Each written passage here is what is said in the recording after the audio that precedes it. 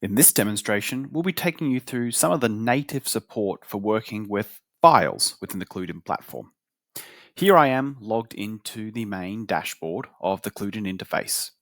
You can see that some of the first things I can see is how to get data into the platforms. Of course, there's many different ways to start working with data in the CluedIn platform, but we're going to focus on the files in this demonstration video.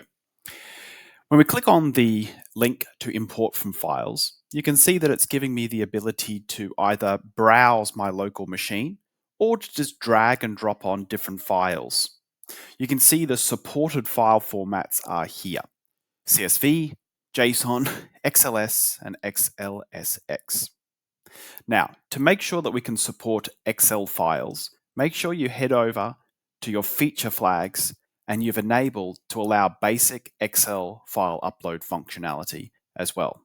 This is what will allow you to make sure you can upload those files.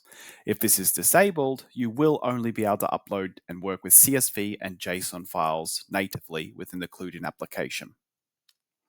So let's drag and drop on an individual file to start with.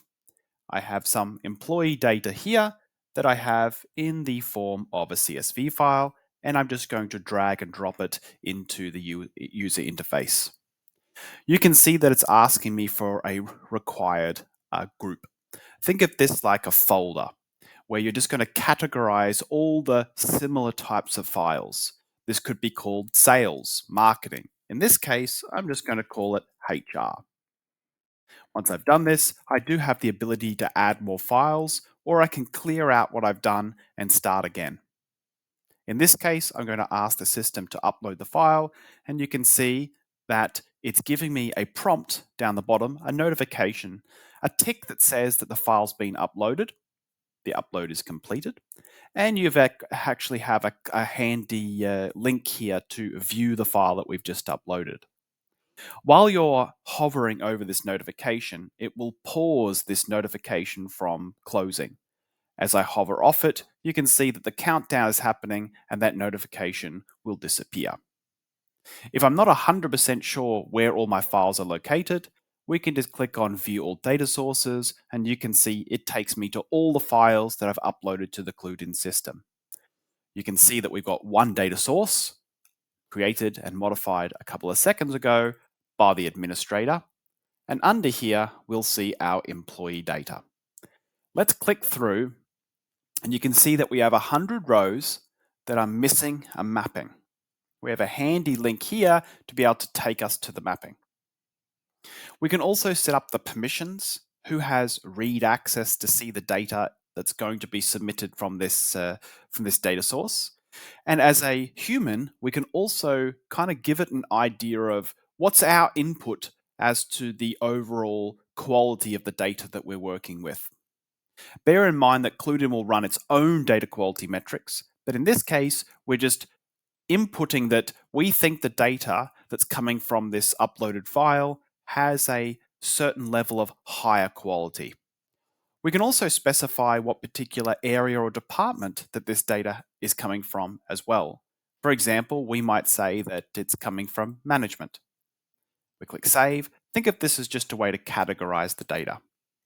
We can always edit the names of these files as well. So if we don't want to have the CSV in the source, we can just click Save. And then we can get taken through to our actual data source itself.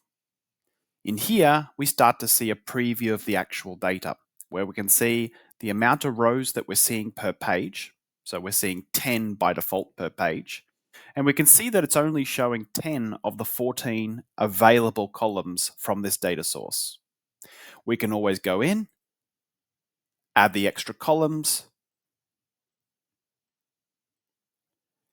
and they will also now be displayed within the screen. I can maximize my browser just so I can see all of those columns on the same tabular data at the same time. You can see that we see the columns of the incoming data as well, where we've got first names, last names, emails, and so forth. Now, we're not going to map the data in this particular example. For right now, we're just looking at how to actually get data into the platform. Let's head back and let's import from files again. In this case, I'm actually going to drag and drop on a whole list of folders that all contain lots of files within it.